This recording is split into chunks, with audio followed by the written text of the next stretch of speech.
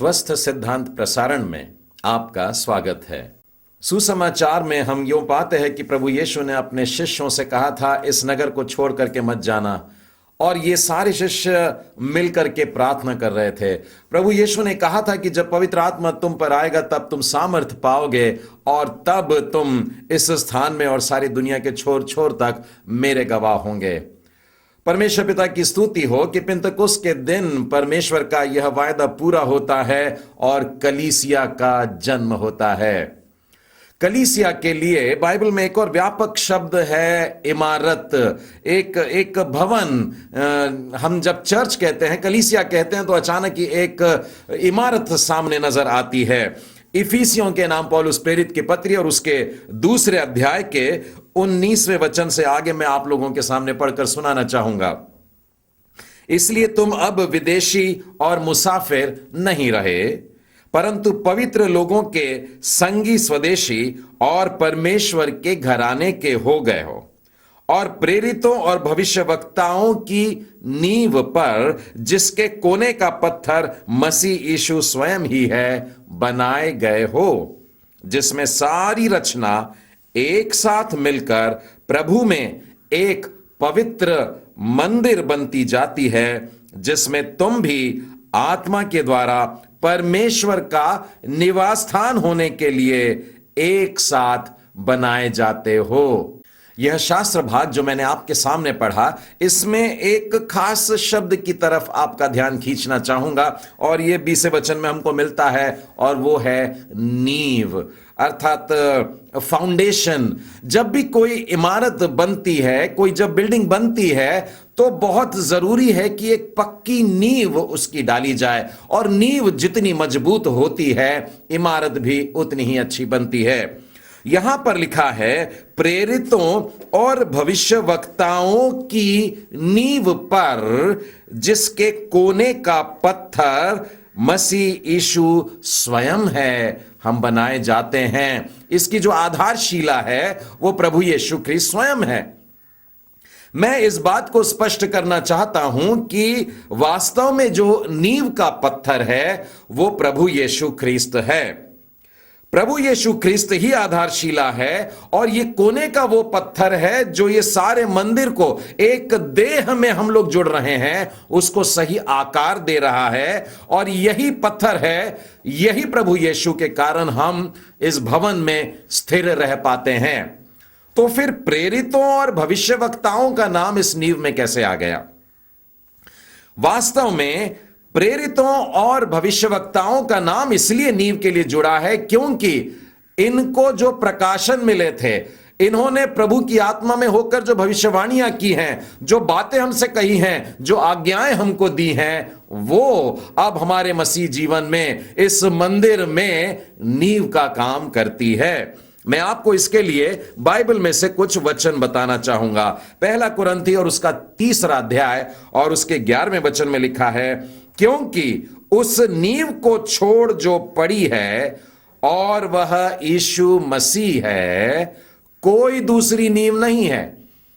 अब इस मंदिर के लिए कोई दूसरी नींव का नाम मत लीजिएगा कि प्रभु यीशु के साथ ये भी पत्थर है, वो भी पत्थर है, और वो भी हैं, और वो संत लोग भी हैं, और वो भविष्यवक्ता लोग भी हैं। नहीं, बाइबल हमें स्पष्ट कहती है, एक नींव पर हम लोग बने हैं, और वो नींव जो है वो प्रभु यीशु है, कोई दूसरी नींव नहीं है।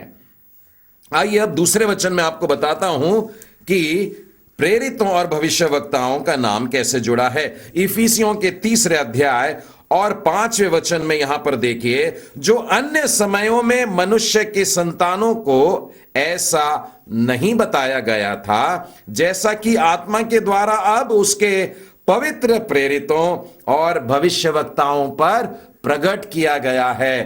कुछ बातें हैं, कुछ परमेश्वर की रहस्य हैं, कुछ उसके उपदेश हैं, कुछ शिक्षा की बातें हैं जो परमेश्वर ने अपने चुने हुए लोगों के द्वारा दिया है। उनको कुछ शिक्षा की बातें दी है। ये शिक्षाएं अब हमारे लिए नींव का काम कर रही हैं।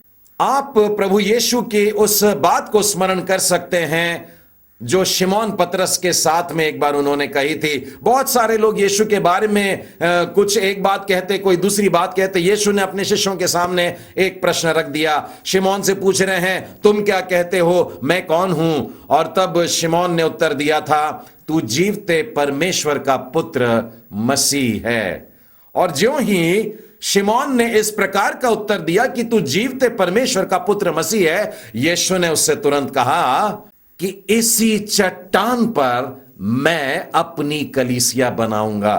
इसी चट्टान पर, पतरस पर नहीं, परंतु इसी प्रकाशन पर, इस भेद पर, इस रहस्यमयी बात पर कि मैं जीवते परमेश्वर का पुत्र मसीह हूं। और इसी विश्वास पर मेरे मित्रों, इसी चट्टान पर यह मंदिर खड़ा होता है। यीशु ने तुरंत उससे कहा था, ये तेरी बुद्धि ने तुझको नहीं बताया, ये मांस और लहू ने तुझको नहीं बताया, परंतु स्वर्ग के पिता ने तुझ पर यह बात को प्रकट किया है। प्रभु यीशु ने कहा, इस चट्टान पर मैं कलीसिया को बनाता हूं। नए नियम में हम लोगों को परमेश्वर के चुने हुए प्रेरितों के और भविष्यवक्ताओं के द्वारा एक छोटा सा समूह है जो परमेश्वर ने चुना था कि यह नया नियम लिख करके लोगों तक परमेश्वर की आज्ञाओं को, परमेश्वर की बातों को पहुंचाएं। और ये लोग ही परमेश्वर की इन आज्ञाओं को जब हमारे सम्मुख लेकर के आते हैं, मैं लूका रचित सुसमाचार उसके 11वें अध्याय के 49वें वचन में से आपको बताता हूं, इसलिए परमेश्वर की बुद्धि ने भी कहा, मैं उनके पास भविष्यवक्ताओं और प्रेरितों को भेजूंगी। प्रेरित लोग और भविष्यवक्ता लोग कैसे करके खड़े होते हैं? परमेश्वर स्वयं इन्हें भेजता है। आज हमारे पास में सुसमाचार आया है। कैसे आया है? परमेश्वर के आत्मा ने स्वयं प्रभु के लोगों को खड़ा किया है। ये 12 प्रेरित हैं, साथ में भविष्यवक्ताओं का एक छोटा समूह है। इन सब ने मिल करके यह नया नियम की पुस्तक तैयार की और आज हमारे पास में हमको ये मिलती है। दूसरा पतरस में आइएगा और उसके 3 अध्याय के 2 वचन में देखिए क्या लिखा है कि तुम उन बातों को जो पवित्र भविष्यवक्ताओं ने पहले से कही हैं और प्रभु और उद्धारकर्ता की उस आज्ञा को स्मरण करो जो तुम्हारे प्रेरितों के द्वारा दी गई है। यहां पर भविष्यवक्ता भी आए हैं, यहां पर प्रेरितों के बारे में भी लिखा है कि वे तुमने उनके द्वारा बातें सुनी हैं, तुमने उनके द्वारा परमेश्वर की आज्ञाओं को सुना है, उनको हमें ग्रहण करने के लिए कहा जा रहा है। मैं यहूदा की पत्री के 17वें वचन को भी बताना चाहता हूं, हे प्रियो, तुम उन बातों को स्मरण रखो जो हमारे प्रभु यीशु मसीह के प्रेरित पहले ही कह चुके हैं। ये सारी बातें जो पहले ही तुमको बताई गई थी। आपके मन में एक प्रश्न उठता होगा, क्या आज भी प्रेरित और भविष्यवक्ता पाए जाते हैं? जी हां, आज भी परमेश्वर के ये चुने हुए लोग हैं, परमेश्वर के भविष्यवक्ता और प्रेरित लोग हैं, परंतु उस क्रम में वे नहीं पाए जाएंगे जिन्होंने इस इमारत की, इस मंदिर की नींव डाली है। परमेश्वर ने हमें जो आज शिक्षा में चलने के लिए प्रेरितों को प्रदान किया है, हमारे शिक्षकों को प्रदान किया है, वो हमें मात्र उसी ही पुरानी बातों को, उन्हीं नींव की बातों में से लेकर के परमेश्वर की आत्मा में होकर के हमें आगे लेकर के चलते हैं। हमें उस प्रेरिताई परंपरा से बिल्कुल भी हटना नहीं चाहिए। दूसरा थिस्सलुनीकियों और उसके 2 अध्याय में से और उसके 15वें वचन में देखिए क्या लिखा है, इसीलिए हे भाइयों स्थिर रहो। स्थिर रहो मतलब नींव ऐसी डगमगानी नहीं चाहिए, मजबूती से बने रहो। और जो जो बातें तुमने चाहे वचन या पत्री के द्वारा हमसे सीखी है, उन्हें थामे रहो। वचन के द्वारा मतलब मौखिक सुना है, आमने सामने सुना है, और पत्री के द्वारा मतलब दूर से कागज पर लिख करके भेजा गया था, उसको तुमने पढ़ा होगा। उस प्रकार से इन बातों को पकड़ के रहना है, थामे रहना है, और मजबूती से हमें स्थिर रहने के लिए कहा जा रहा है। उसी के आगे 3 अध्याय के 6वें वचन में लिखा है कि हे भाइयों, प्रभु यीशु मसीह के नाम से हम तुम्हें आज्ञा देते हैं कि तुम हर एक ऐसे भाई से अलग रहो। ध्यान से सुनिएगा, हमें कुछ भाइयों से अलग रहने को कहा जा रहा है। ये कौन से भाई हैं? जो अनुचित चाल चलता है और जो शिक्षा उसने हमसे पाई उसके अनुसार नहीं करता है। जो ये प्रेरिताई शिक्षा है, जो हमारी नींव की शिक्षा है, जो हमारी आरंभिक शिक्षा है, इसके आधार पर अगर नहीं है, नया नियम में जो हम परमेश्वर के उपदेशों को पाते हैं इस पर आधारित अगर नहीं है, तो ऐसे भाइयों से दूर रहने के लिए परमेश्वर का वचन हमें कहता है।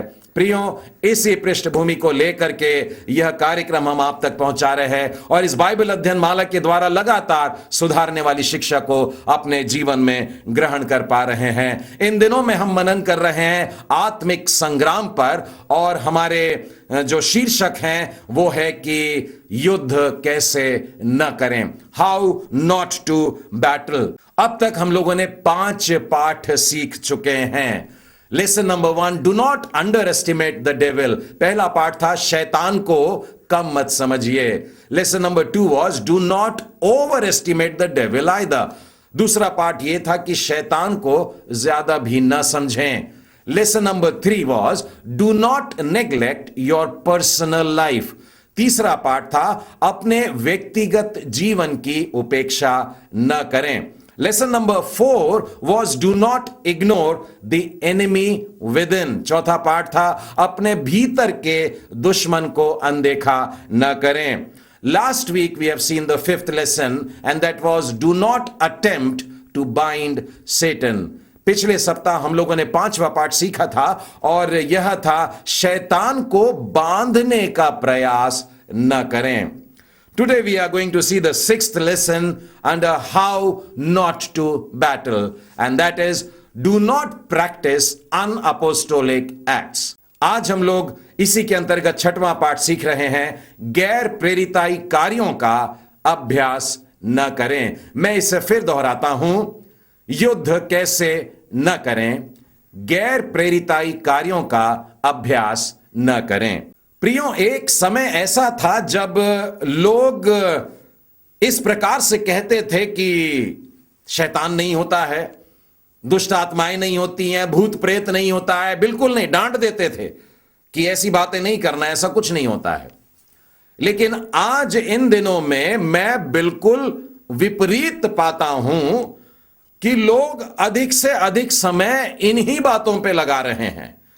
वे अंधकार की ताकतों के बारे में चर्चा करते हैं, वे शैतानी बातों पर मनन करने लगे हैं, वे जादू टोना की बातों पर मनन करने लग गए हैं।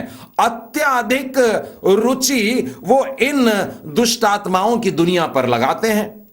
साथ ही उन्होंने थियोलॉजी के बारे में ज्यादा सोचना बंद कर दिया, अर्थात ईश्वरीय ज्ञान के पीछे वैसे नहीं चल रहे हैं जैसा कि अपना ध्यान डिमोनोलॉजी पर लगाते हैं, अर्थात शैतान की बातों में ज्यादा रुचि लेने लगे हैं। उसके विज्ञान के बारे में आजकल अध्ययन करते हैं कि कैसे करके जादू टोना होता है या काला जादू क्या होता है। बच्चे बच्चे भी इस प्रकार की बातों में लगे हैं।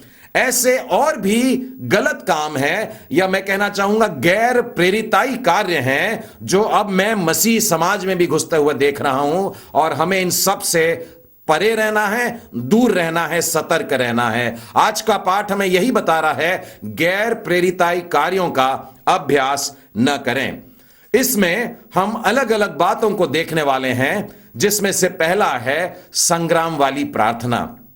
कुछ लोग तो सीधे सीधे इसे शैतान वाली प्रार्थना भी कहते हैं, युद्ध की प्रार्थना कहते हैं। वास्तव में इस प्रकार की प्रार्थना में अधिक ध्यान परमेश्वर की ओर रखने की बजाय शैतान पर ज्यादा ध्यान देते हैं। वे अपने बचाव के लिए पुराने नियम का एक वचन बोल करके बताते हैं, जो दानियल नबी की पुस्तक में मिलता है।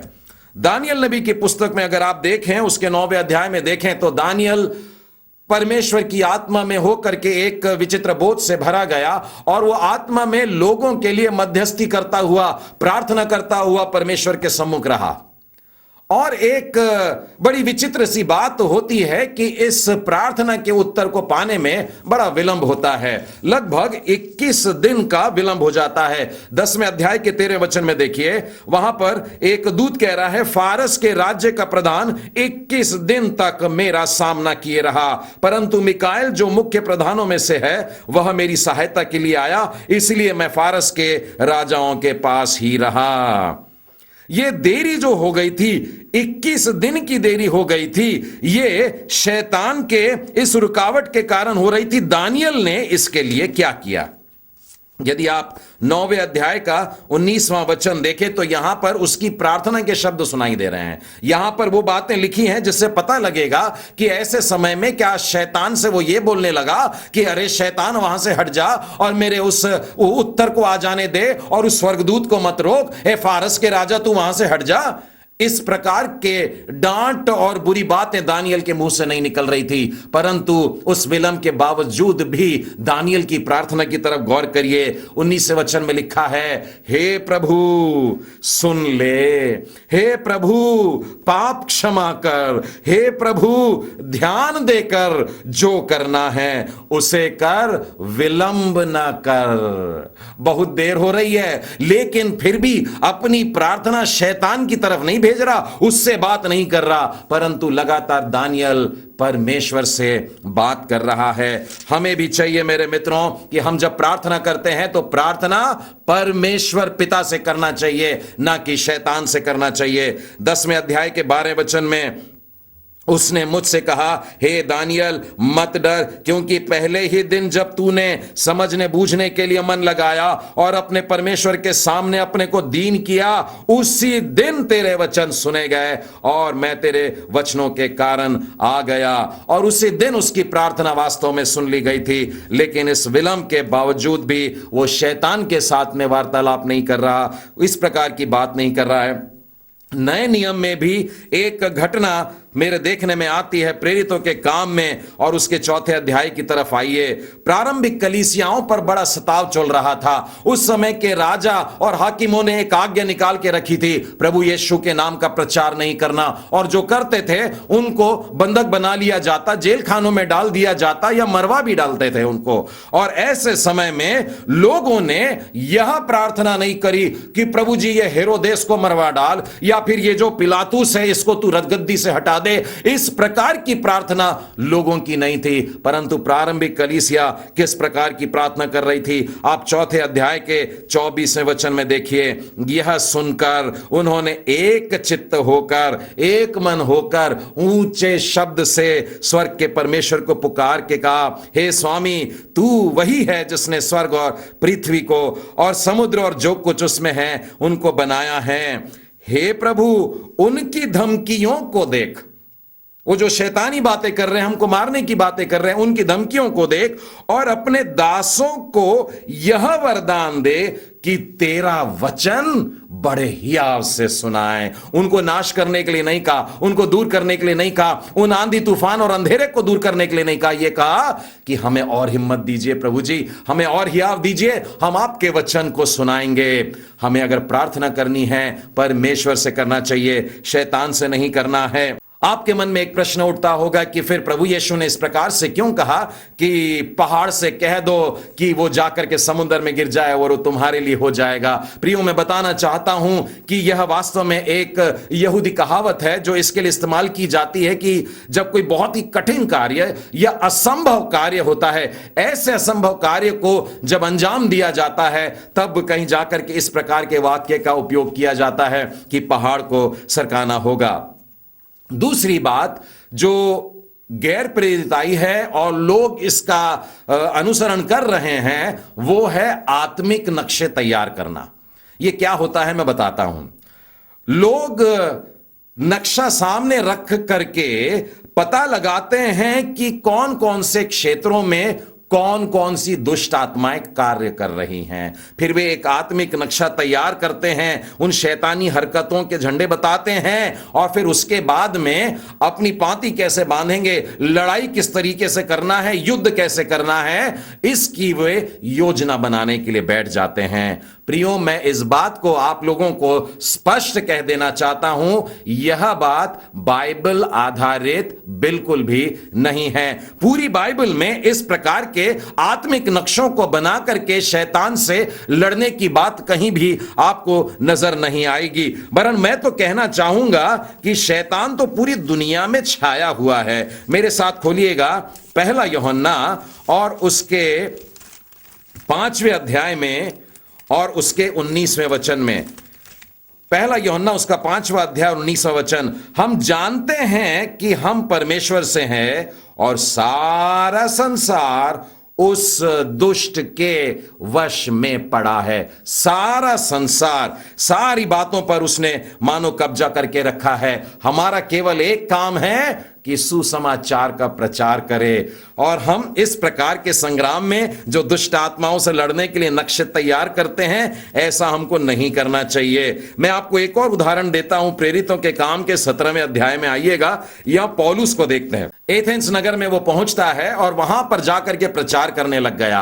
और वहां पर वो जो शहर था वो मूर्ति पूजकों से भरा हुआ शहर था। लेकिन यदि मैं 16वें 17वें वचन में से आपको बताऊंगा तो पता लगेगा कि वहां जाकर के वो जगह जगह जाता है और आराधनालयों में जाता है, चौक पर जाता है, बाजारों में जाता है और वहां पर जा करके जीवित परमेश्वर का प्रचार उन लोगों के सामने कर रहा है। उनकी सारी जगहों को देख लिया, उनके पूजा स्थलों को देख लिया और यहां तक कि जब वो लाया जाता है, पकड़ के लाया जाता है, तो अरियुपगुस में उनके उस खास सभा में, महासभा में जाकर के खड़ा होकर के वहां परमेश्वर का वचन सुनाने लगता है और बड़े प्रेम से सुनाता है। और वो उनके उन मूर्तियों का खंडन नहीं करता जो वहां पर है, वो उनको बुरी बुरी बातें नहीं कहता, परंतु वहीं से एक बात से शुरू करता है कि मैं जब वहां देख रहा था तो मैंने तुम्हारे देवताओं में से एक ऐसा देवता भी पाया जिसके लिए तुमने नीचे लिखा था अनजाने देवता के लिए। और जो अनजाना देवता है वो कौन है उसके बारे में वो बताता है और प्रभु यीशु का सुसमाचार उन्हें सुनाता है। अध्याय के अंत में जब मैं आता हूं तो पाता हूं कि अरियुपगुस के जो कुछ सदस्य थे, कुछ भाई और कुछ बहन, उनके पीछे हो लिए। हमें इस प्रकार की आत्मिक नक्शे बनाकर या उन्हें नाश करके या बुरी बुरी बातें बोल करके लड़ने के लिए नहीं, प्रेम का सुसमाचार सुनाने के लिए परमेश्वर ने भेजा है। और हमें इसी प्रकार से जैसे पौलुस ने हिम्मत करके उनके बीच में खड़े होकर के वचन को सुनाया, यह बात सुनानी है और परमेश्वर का आत्मा कार्य करता है और उन लोगों को वहां से लेकर के आता है। वास्तव में शैतान ने लोगों को अंधा करके रखा है। दूसरा कुरिन्थी देखिए उसके 4थे अध्याय और 3, 4 और 5 वचन में से बताना चाहता हूं। परंतु यदि हमारे सुसमाचार पर पर्दा पड़ा है तो यह नष्ट होने वालों के लिए पड़ा है और उन अविश्वासियों के लिए जिनकी बुद्धि इस संसार के ईश्वर ने अंधी कर दी है, ताकि मसीह जो परमेश्वर का प्रतिरूप है उसके तेजों में सुसमाचार का प्रकाश उन पर न चमके। क्योंकि हम अपने को नहीं परंतु मसीह यीशु का प्रचार करते हैं कि वह प्रभु है और अपने विषय में यह कहते हैं कि हम यीशु के कारण तुम्हारे सेवक हुए हैं। हमारे को सेवकाई मिली है, वचन सुनाने की सेवकाई, प्रभु यीशु मसीह के पवित्र नाम का वचन सुनाना है। यदि मैं आपको इफिसियों के 6वें अध्याय में ले चलूं तो पौलुस वहां पर बताते हैं कि मेरे लिए जब प्रार्थना करो तो किस प्रकार से करना। 6वें अध्याय में अलग अलग प्रकार के शस्त्र हैं, फिर बाद में वो प्रार्थना करने के लिए कह रहा है और कहता है और मेरे लिए भी प्रार्थना करना कि मुझे बोलने के समय में ऐसा प्रबल वचन दिया जाए कि मैं साहस के साथ में सुसमाचार का भेद सुना सकूं, और जिसके लिए मैं जंजीर से जकड़ा हुआ राजदूत हूं, और यह भी कि मैं उसके विषय में जैसा मुझे चाहिए साहस के साथ में बोलूं। अगली एक बात है जहां पर गैर प्रेरिताई बात होती है, वो है प्रार्थना या चहलकदमी वाली एक प्रार्थना होती है। लोग घूम फिर करके प्रार्थना करना चाहते हैं। प्रभु यीशु ने जब प्रार्थना करने के बारे में सबसे पहले बताया था, मत्ती के 6वें अध्याय में आप देखिए, यीशु ने कहा तू अपने भीतरी कक्ष में जाना और किवाड़ बंद करना और अपने पिता से जो गुप्त में है बात करना, और तेरा पिता गुप्त में तेरी प्रार्थना को सुनकर तुझे प्रतिफल देगा। हमें प्रार्थना करने के लिए गुप्त में कहा, प्रचार करने के लिए बाहर भीड़ में कहा है। प्रियो, जब पतरस जेल में था तो बाइबल कहती है कि कलीसिया लौ लगाकर प्रार्थना कर रही थी, वो रात भर प्रार्थना कर रही थी। उन लोगों ने जाकर के जेल के चक्कर लगाना शुरू नहीं कर दिया, परंतु अपने घर में बैठ करके वे प्रार्थना कर रहे थे और उनकी प्रार्थना परमेश्वर सुनता है और एक दूत जाकर के पतरस को जेल खाने से छुड़ा करके लाता है। प्रियो, यदि आप दिल्ली शहर के लिए प्रार्थना करना चाहते हैं तो दिल्ली जाने की जरूरत नहीं है कि वहां जाकर दिल्ली शहर के चौक के चक्कर लगाए। आप जहां हो 100, 200, 1000 किलोमीटर दूर होंगे, वहां से आप प्रार्थना करिए। हमारा परमेश्वर दूरी का भी परमेश्वर है। यिर्मयाह नबी की पुस्तक और उसके 23वें अध्याय के 23वें वचन में लिखा है कि क्या मैं केवल निकट का परमेश्वर हूं? मैं वो यहोवा परमेश्वर हूं जो दूर का भी परमेश्वर हूं। प्रभु यीशु के पास में एक सूबेदार ने आकर कहा, मेरा सेवक बीमार है, यहीं से कह दे, मेरा सेवक वहां पर अच्छा हो जाएगा। एक बार एक राजकर्मचारी का आता है कि अपने पुत्र के बारे में बोलने के लिए, दूसरे गांव में उसका बच्चा है, मरने पर है। यीशु ने कहा, जा तू चले जा, वो ठीक हो गया जाएगा। लेकिन उसके मन में बड़ी घबराहट रहती है, फिर भी वो जाता है और जब वो मार्ग में ही था, लोग लौटते हुए बता रहे, तेरा बच्चा तो जिंदा है। उसने पूछा कब हुआ, और उन्होंने कहा कि ये 7वें घंटे के पास हुआ। उसने याद किया उसी समय यीशु ने कहा था, हम अपनी प्रार्थना को दूर से भी कर सकते हैं और प्रभु सुनता है। मेरे प्रियो, आप पूछेंगे कि यरीहो शहर के चक्कर क्यों लगाए गए थे? मैं बताना चाहूंगा, यरीहो शहर के लिए जब चक्कर लगाए जा रहे थे, लोगों ने अपना मुंह बंद रखा था। वे प्रार्थना नहीं कर रहे थे, वे घूम रहे थे, शांत घूम रहे थे। और जब उन्होंने अपना मुंह भी खोला तो प्रार्थना करने के लिए नहीं खोला, परंतु जोर जोर से वे चिल्ला रहे थे, एक प्रकार का जय घोष कर रहे थे। यहां पर प्रार्थना सिखाने के लिए नहीं, आत्मिक संग्राम के लिए नहीं, परमेश्वर अपने लोगों की केवल आज्ञाकारिता को देख रहा था। एक और गैर प्रेरिताई काम जो लोग करने लगे हैं वो है भविष्यवाणी की हरकत करते हैं। और मैंने देखा है कि लोग प्रार्थना करते समय मूर्ति हाथ में लेते हैं और उसे पटक कर तोड़ देते हैं, या फिर कोई पूजा स्थल या मंदिर या मस्जिद की आकृति लेकर उसे जमीन पर जोर से पटक डालते हैं, या फिर कुछ कपड़ा लेते हैं और उस कपड़े में से फाड़ देते हैं चिल्लाते हुए। और इन सब बातों से करके वे उपद्रवी से दिखाई देते हैं। गैर मसीहियों की जो रवैया हम लोगों को इन बातों को देख करके होगी, वो तो केवल क्रोध से भर जाएंगे। परमेश्वर ने हमें प्रेम का सुसमाचार सुनाने के लिए बोला है। हम उन लोगों के समान न बने जो गड़बड़ी फैलाते हैं, जो झंडे जलाते हैं, जो पुतले जलाते हैं। हमें मूर्ति तोड़ने की सेवकाई नहीं, परंतु वचन सुनाने की सेवकाई मिली है। हमें लोगों के हाथों से मूर्ति छीनकर तोड़ना नहीं, परंतु लोगों को उन बेजान मूर्तियों के पास से जीवित परमेश्वर के पास में लाने की सेवकाई मिली है। हमें प्रेम से लोगों को जीतना है। हम प्रेम के साथ में सच्चाई के सुसमाचार को उनके सामने रखें।